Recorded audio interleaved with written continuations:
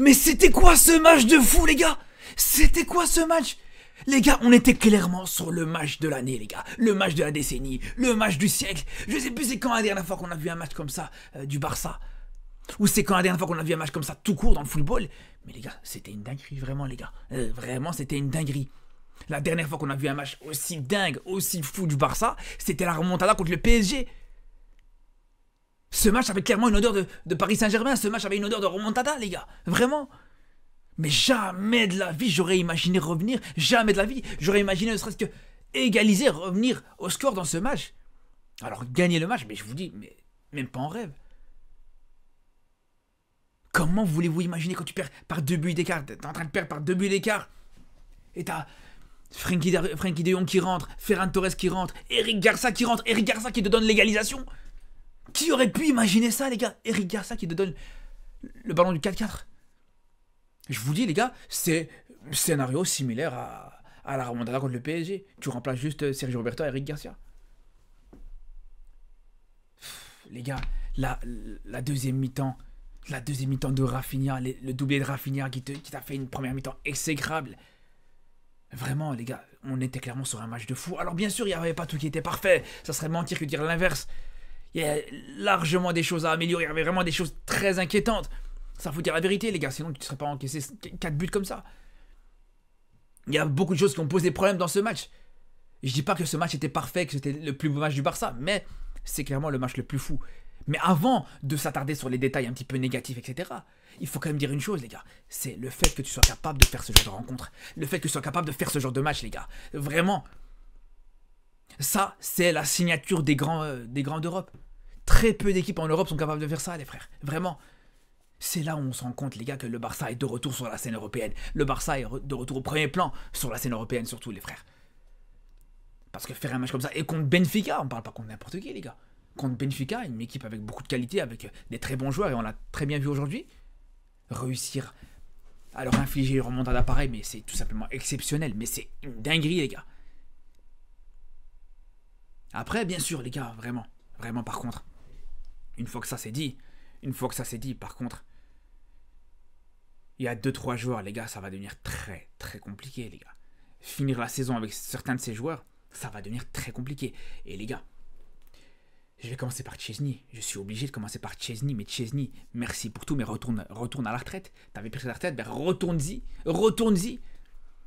Si tu veux, tu peux faire entraîneur des gardiens au Barça, mais plus jamais je veux voir Chesney enfiler un maillot du Barça, les gars. Je vous le dis. Plus jamais je veux le voir sur un terrain, les gars. J'étais à 2 doigts de me dire... Non, c'est même pas que j'étais à 2 doigts de me dire, c'est que j'espérais carrément qu'il sorte et qu'il laisse sa place à Peña, les gars, clairement. Mais largement, les frères. Je trouve qu'on n'a pas assez respecté Peña. Je vous le dis, les gars. Mais jamais de la vie, Peña te sort une bouse pareille dans un match. Et commencez pas à me dire, ouais, mais il t'a fait 2-3 arrêts. Ouais, l'arrêt contre Di Maria. Mais encore heureux qu'il te sorte des arrêts. Mais le nombre de dingueries qu'il a pu te faire dans cette rencontre. Le nombre de dingueries qu'il a pu te faire dans ce match. Mais vous réalisez ou pas? Pour un joueur soi-disant d'expérience. Pour un joueur comme ça. Les gars, au bout d'un moment, il a pris sa retraite. Le mec, il a pris sa retraite. Faut le laisser tranquille. Je vous l'avais dit, les gars, quand il a signé au Barça, je vous l'avais dit que c'était une mauvaise idée. Un joueur qui prend sa retraite, c'est bon, mentalement il a décroché, physiquement il a décroché, les gars. Et on l'a vu, les gars. Il est plus dedans, ça n'a rien à voir avec le Chesney qu'on a vu à l'Euro, par exemple, ne serait qu'à l'Euro. Les gars, merci pour tout Chesney, mais merci, au revoir surtout, j'ai envie de vous dire, les gars. J'étais à 2 doigts de voir pendant ce match, les gars, j'étais à 2 doigts d'appeler la maison de retraite de Varsovie pour voir s'il leur manquait pas un patient, les gars. Je vous le dis.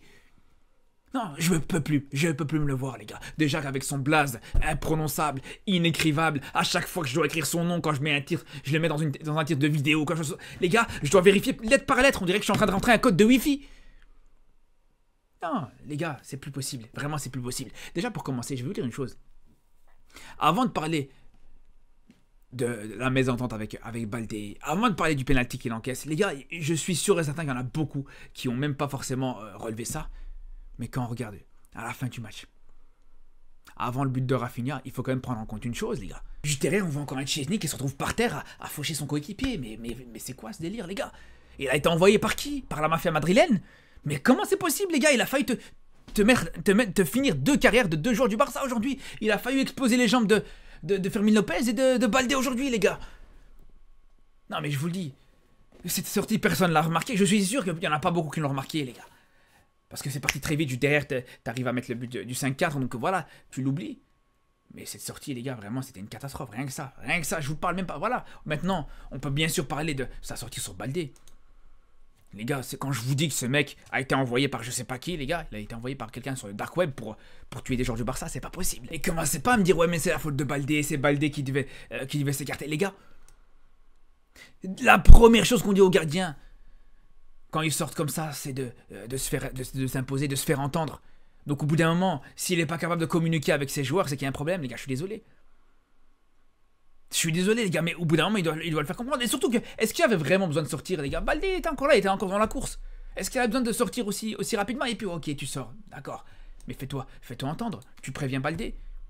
Mais non seulement on s'est pris un but, mais en plus de ça, on a failli tuer un joueur, les gars. En plus, Baldé qui revient très bien, Baldé qui, depuis le Classico, il faut le dire, te fait vraiment... Il te fait des très bonnes choses. Et à l'image de son match aujourd'hui, où tu as fait des bonnes choses sur l'aspect défensif, offensivement, il te provoque le penalty sur le but de l'égalisation, enfin le premier but en tout cas du Barça. Mais il a fallu finir sur une civière à cause de se pensionner, les gars, de se prépensionner. C'est plus possible, les gars. Et s'il y avait que ça, s'il y avait une erreur, deux erreurs, ça peut arriver. On peut se dire, ouais, peut-être qu'il manque de rythme, peut-être que si. Mais les gars, il n'y a pas que ça. Bien sûr que l'action du penalty, elle est complètement lamentable. Je suis désolé, les gars. Qui est penalty ou pas? Parce qu'il y en a beaucoup qui discutent penalty ou pas. Mais juste le fait qu'il se fasse avoir, qu'il se fasse lober aussi facilement, c'est pas normal. Je suis désolé, les gars. Je suis désolé. Et j'ai envie, même au final, sur le CC d'Araujo. Alors bien sûr que Araujo a sa responsabilité. Même là, les gars. Même là, encore une fois, erreur de communication. Tu préviens, tu dis juste à Araujo que t'es derrière lui.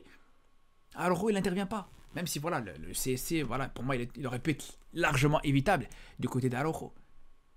Et ce qui est intéressant, moi, ce qui m'intéresse surtout quand on voit la dernière action, justement. La dernière action dont je vous ai parlé, cette action qui donne le début de l'action du but de Rafinha, du 5e but du Barça. Mais ce qui est intéressant, surtout, et ce que moi je retiens, c'est que c'est une action où, clairement, t'en as plusieurs qui sont ratés, les gars. Bon, Chesney, bon, on en a assez parlé. T'as Araujo, en plus de son CSC, quand même des choses à redire sur son match, mais sur cette action-là en particulier, on voit un Araujo, je suis désolé les gars, mais au bout d'un moment, moi j'ai du mal. Moi Araujo, quand je vois cette tendance qu'il a à perdre des duels de la tête, alors que le mec il mesure 2,50 m, au bout d'un moment, faut m'expliquer les gars. Faut m'expliquer comment il peut perdre des duels de la tête aussi facilement. Faut m'expliquer comment il arrive à perdre des duels de la tête aussi facilement, avec l'envergure qu'il a, avec la taille qu'il a. C'est là où ça pose problème, parce que au bout d'un moment, quand on fait les comptes, bon, il y a son CSC. Il y a ces relances qui sont très inquiétantes. Souvent, elles sont très inquiétantes. Quand il ne balance pas des longs ballons devant, et franchement, ça rend fou d'ailleurs quand il fait ça. Je vous dis la vérité, les gars. Je pense que même Pedri, à un moment donné, il lui a dit, vas-y, au bout d'un moment, arrête tes bêtises. Il y a ça, plusieurs fois, voilà, comme je vous dis, il se rate complètement dans ses relances. Il y a même clairement une situation, et c'est là où c'est totalement ironique. On voit en première mi-temps une relance qui rate, qui est une photocopie de l'action contre le PSG, où il rate sa relance contre le Paris Saint-Germain, qui donne son carton rouge juste derrière. Parce qu'il y en a beaucoup qui ont oublié ça aussi. Mais s'il se prend un carton rouge, c'est parce qu'il a commis une erreur juste avant contre le Paris Saint-Germain à l'époque.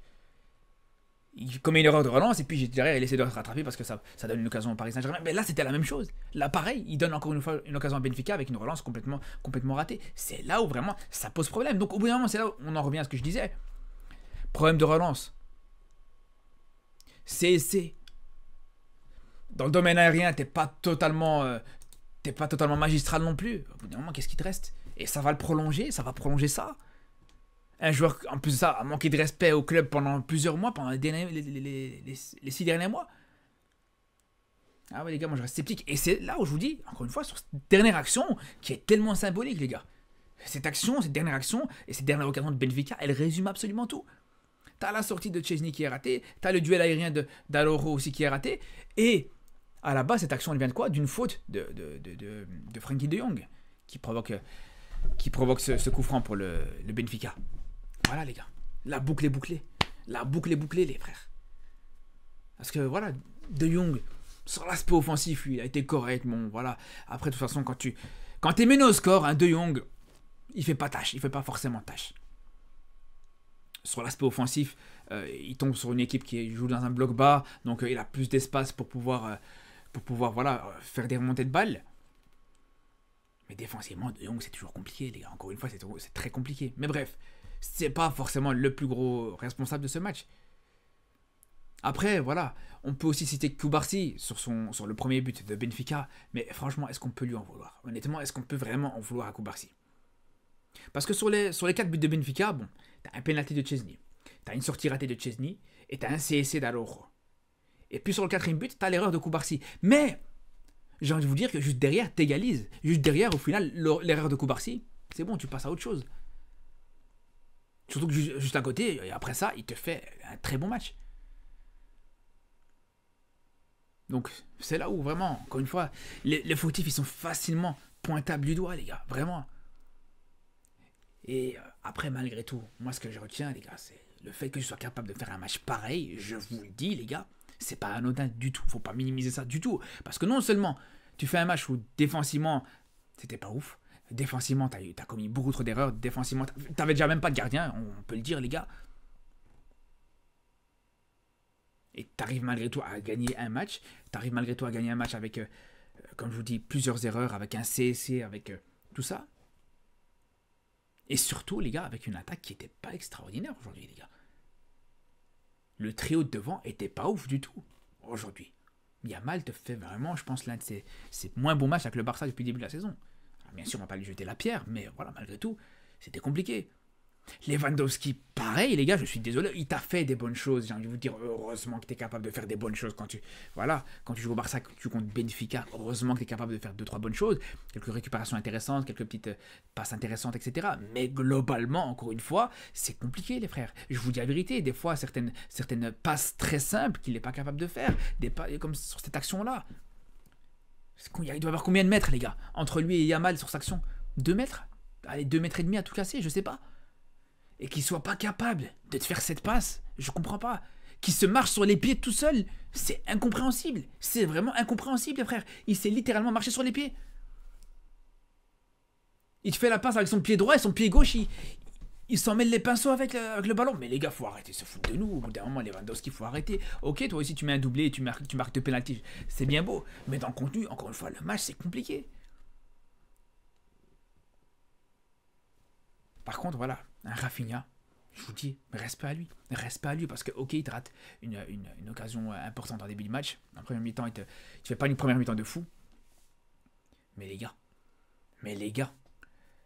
ok, on peut dire, le premier but qu'il te met, bon, c'est peut-être un petit peu de chance, etc. Voilà, ok. Mais le but qu'il te met, à la 95e minute, les frères, le but qu'il va te mettre, après cette contre-attaque, à la 95e minute, être capable de faire une accélération pareille à la 95e minute, les frères. Et juste derrière, t'arrives en fin de course, tu fais ton effort et t'arrives à la fin, t'es capable encore de faire ton crochet pour éliminer le défenseur de Benfica. Et que t'as la lucidité juste derrière pour pouvoir marquer.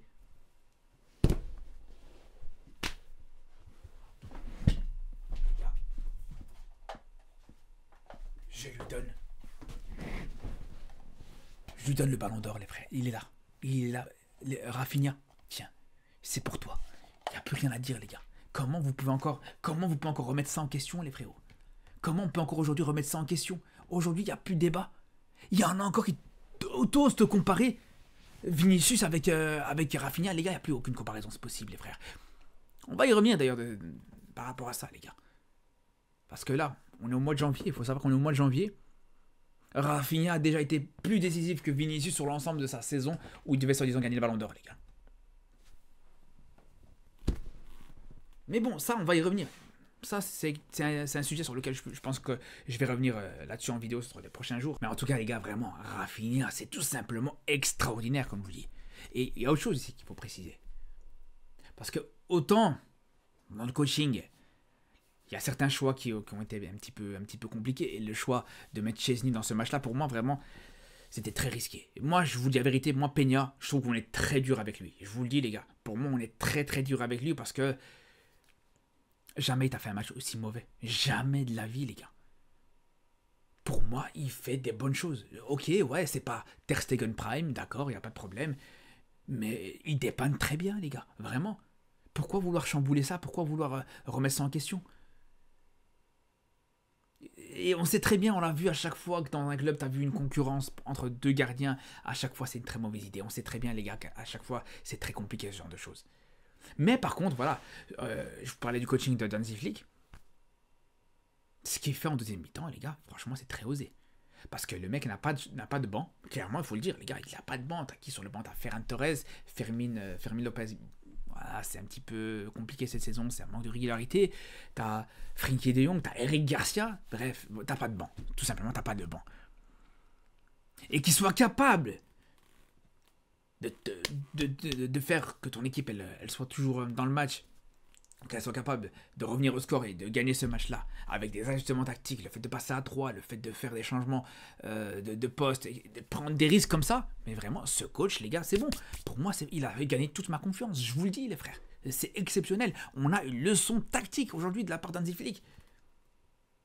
Bref, en tout cas, les frérots, on se dit à très vite pour de nouvelles vidéos, mais cette victoire, elle fait beaucoup de plaisir et beaucoup de bien surtout. Maintenant, je viens de vous dire, les gars, ce qui va être important, c'est la Liga. Parce que c'est bien, encore une fois, en Champions League, tu t'en sors très bien. T'es déjà qualifié en Champions League pour le prochain tour. Mais attention, les frères. Attention, c'est la Liga.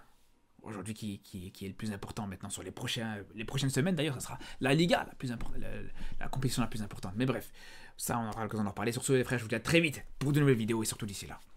Prenez soin de vous.